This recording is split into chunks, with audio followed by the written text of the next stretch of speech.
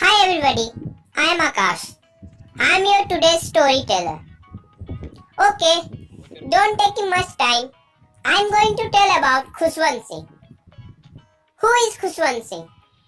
Everyone knows, a great writer and author, and her grandmother whom he loves very much. This story is from chapter The Portrait of a Lady of Class 11, English.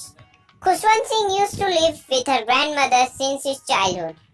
According to him, her grandmother was never be young. She has been old and wrinkled for many years. She had always been short and fat and slightly bent. Her face was a crisscross of wrinkles running from everywhere to everywhere. His grandfather was similar in type. His portrait hung above the mantelpiece in the drawing room. He wore a big turban and a loosely fitting cloth. His long white beard covered with the best part of his chest, and he looked at least 100 years old. He and his grandmother were good friends. She used to wake him early in the morning and get him ready for school. She fetched his wooden slate, a teeny earthen ink pot, and red pen, tie them all in a bundle, and hand it to him. He has breakfast of stale chapati with a little butter and sugar sprayed on it evenly. Both of them go to school together because it was very close to the temple. They used to feed the stray dogs. The children sat on either side of the veranda singing the alphabet of prayer in chorus. Grandmother sat inside the temple and read the scriptures. We used to come together after the school. She helps him in his academic excellence also. But when his parents settled in the city, there was a big turning point in their friendship. They used to transfer to town. Now, his grandmother no longer come to school with him. He used to go to an English school in a motor bus. There was no stray dogs on the streets. Now he used to come back to the school and tell her grandmother about he studied at the school, about the Western science and learning, the law of gravity, the Archimedes principle, and many things which is very modern. But her grandmother was very unhappy. But according to him, the school must teach about the God and the scriptures. Only in the afternoon, she relaxed for a while to feed the sparrows. She sat in the veranda breaking the breads into little bits. Hundreds of little birds collected around her, creating a veritable bedlam of chirpings. Some also came and perched on her legs, others on her shoulders.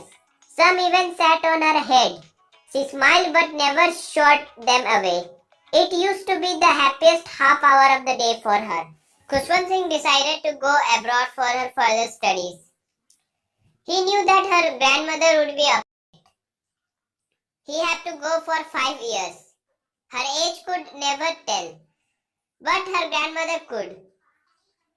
She was not even sentimental. She came to leave him at the railway station but didn't talk and show any emotion. Her lips moved in prayer, her mind was lost in prayer.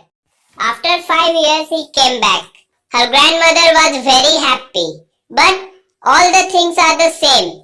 She looked not much a day older, and also her happiest moment with her sparrows, whom she fed daily. In the evening, there was a change in his behavior. At that evening, she didn't pray. She collected the women of the neighborhood and got an old drum and started to sing. For several hours, she thumped the sagging skin of dilapidated drum and sang of the homecoming of the warriors. Next morning, she fell ill. She had a mild fever, and the doctor told that it was a simple flu, but the grandmother thought very differently. She told them that it was her last chapter, so he didn't want to waste much time, and she started taking her prayers. The family protests, but she lay peacefully in bed, praying and telling her bits. After some time, her lips stopped moving and the rosary fell down from her lifeless fingers. A peaceful pallor spread on her face and we knew that she was dead. The family lifted her off the bed as is customary. They laid her on the ground and covered her with a red shroud. The sun was setting and had lit her room and veranda with a blaze of golden light. They stopped halfway in the courtyard, all over the veranda, in her room, right up to where she lay dead and stiff wrapped in the red shroud. Thousands of sparrows sat scattered on the floor. There was no chirping. They also felt sorry for the birds, and Kushwant Singh's mother fed some bit of bread of them. She broke into little crumbs, same way that her grandmother used to do. But the sparrow took no notice of the bread.